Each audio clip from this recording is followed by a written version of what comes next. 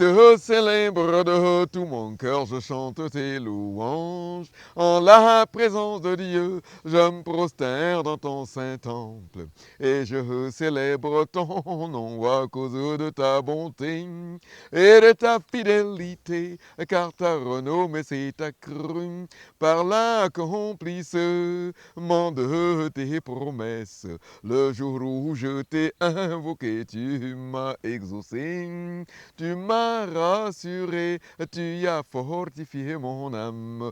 Tous les rois de la terre te loueront, ô Éternel, en entendant les paroles de ta bouche. Ils célébreront les voies de l'Éternel, car la gloire de l'Éternel est grande. L'Éternel est élevé, il voit les humbles, et il reconnaît de loin les orgueilleux. Quand je marche au milieu de la détresse. Mesdames et messieurs, bienvenue sur Miracle et Profil. Cette semaine, nous allons à la rencontre d'un homme exceptionnel qui a été enlevé dans la gloire au mois de décembre 2022. Il s'appelle Pasteur Jean Gankoué. Il a été co-ministre avec le leader fondateur de la communauté missionnaire chrétienne internationale, j'ai nommé le Frère Zach. Ils ont rendu ministère de 1989 à 2009, soit 21 ans de ministère au Cameroun et hors du Cameroun. Le pasteur Jean Gankoué, puisqu'il s'agit de lui, a été ordonné comme ancien de l'église à Yaoundé. Mais avant d'être ancien de l'église à Yaoundé, il est né à Obala. Il a fait sa formation à l'école normale supérieure de Yaoundé et il a été affecté à Obala. Et c'est toujours à Obala qu'il rencontre le Seigneur Jésus. Mais comment ce pasteur, communément appelé catéchiste, ou encore le chant agréable de l'Éternel, a fait pour rencontrer le Seigneur Jésus-Christ? Nous vous invitons avec beaucoup d'attention à écouter son témoignage de conversion. Que le Seigneur vous bénisse.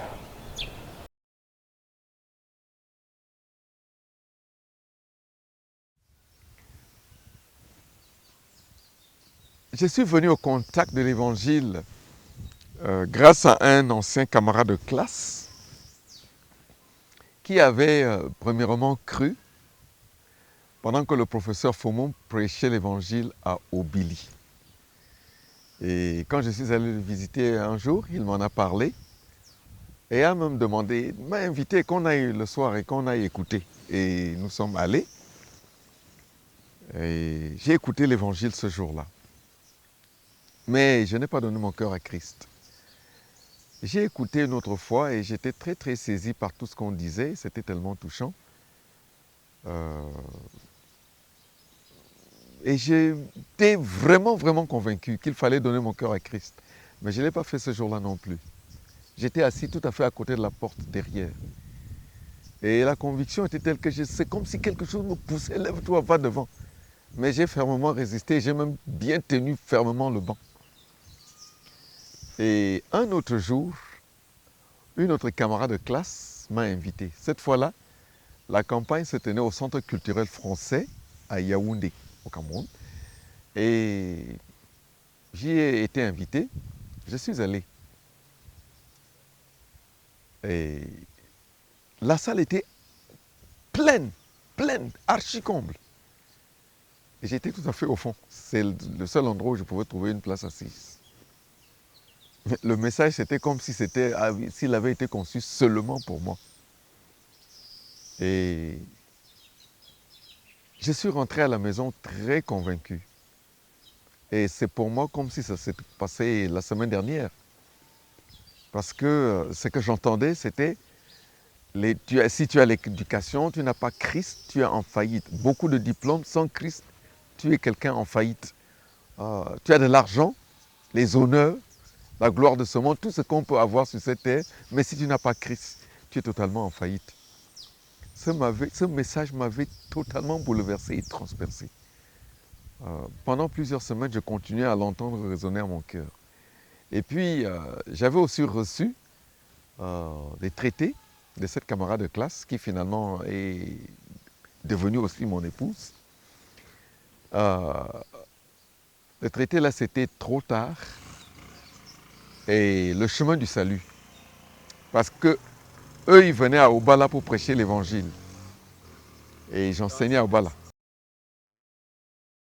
Parce que je faisais tout cela quand j'ai fini à l'université, j'ai été formé comme professeur de lycée, j'ai été envoyé j'ai été affecté à Obala, au lycée. Et donc, j'enseignais là-bas. Et j'ai lu ces traités.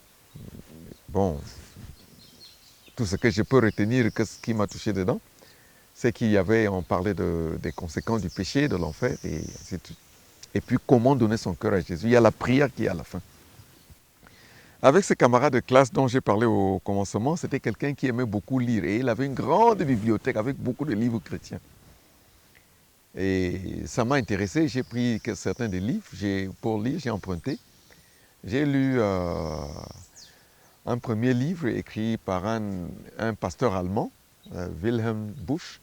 Je crois que le titre du livre, c'était « Pourquoi choisir Jésus ?»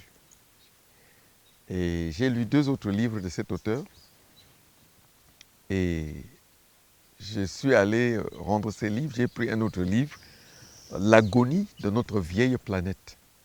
Ah, ce livre était vraiment bouleversant. J'ai fini la lecture. Et un samedi soir, pendant que j'étais là à la maison, j'étais même couché, tout d'un coup, mes yeux se sont ouverts et c'était évident pour moi que le ciel est réel, l'enfer aussi réel, et je voyais que l'enfer était juste là et que j'étais juste au bord de l'enfer, sur le point d'y tomber. Et je voyais que c'était déjà la fin.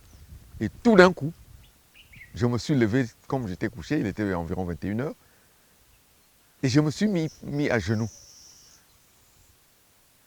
pour supplier Dieu et prier avant que la fin n'arrive.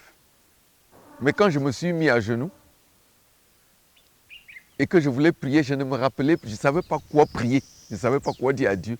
Alors j'ai supplié Dieu de me laisser juste même 5 minutes, même 5 minutes que je prie, que je confesse mes péchés. J'ai cherché, je me suis levé, j'ai rapidement cherché. Et c'est là où la prière qui est là, à la fin du traité, ça m'avait beaucoup aidé. Oui, il y a trop tard ou bien le chemin de la vie, le chemin du salut. Il y a la prière qui est à la fin.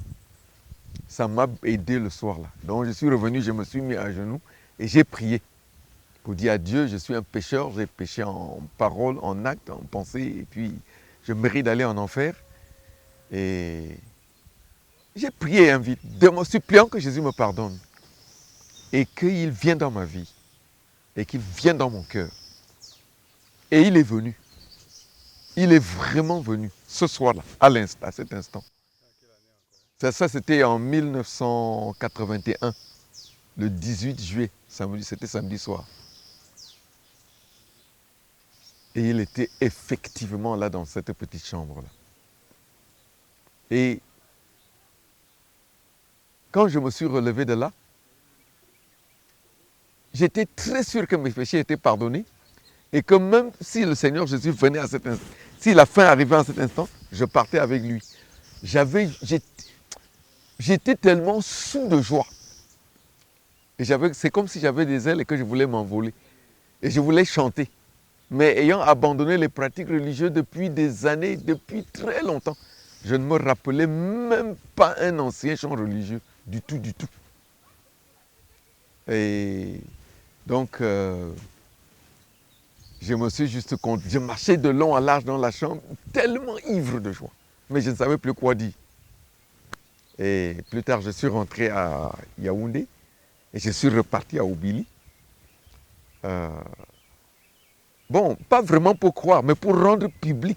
Je voulais que maintenant, tout le monde sache que j'ai cru en Christ. Donc c'est pour ça que je suis rentré à Obili et je suis encore allé m'asseoir et réécouter l'évangile. Et le professeur Foumou de nouveau a prêché.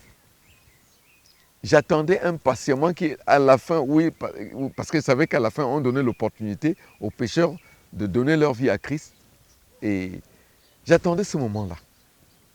Donc à la fin, quand il a demandé si quelqu'un voulait donner sa vie à Christ, j'étais le premier à me lever.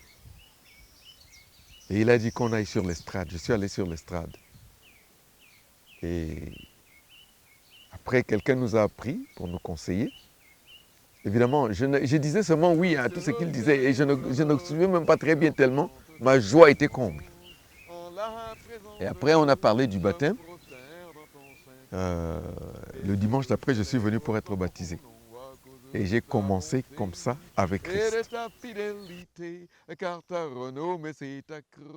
2 Corinthiens chapitre 5 verset 17 nous dit « Si quelqu'un est en Christ, il est d'une nouvelle créature, les choses anciennes sont passées, voici toutes choses sont devenues nouvelles. » Si quelqu'un donne son cœur au Seigneur Jésus-Christ, après s'être repenti et abandonné ses péchés, le Seigneur Jésus vient entrer dans son cœur et dans sa vie et produit la nouvelle naissance. Nous t'invitons, toi aussi, cher téléspectateur, à te repentir de tous tes péchés et à donner ton cœur au Seigneur Jésus.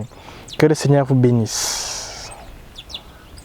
Ta fidélité, car ta renommée s'est accrue par l'accomplissement de tes promesses. Le jour où je t'ai invoqué, tu m'as exaucé, tu m'as rassuré, tu as fortifié mon âme. Tous les rois de la terre te loueront, ô Éternel, en entendant les paroles de ta bouche. Ils célébreront les voix de l'Éternel, car la gloire de l'Éternel est grande. L'Éternel est élevé, il voit les humbles, et il reconnaît de loin les orgueilleux. Quand je marche au milieu de la détresse, tu me rends la vie. Tu étends ta main sur la colère de mes ennemis, et ta droite me sauve. L'Éternel agira en ma faveur. Éternel, ta bonté dure toujours. Éternel, ta bonté dure toujours. Éternel, ta bonté dure toujours. N'abandonne pas les œuvres de tes mains.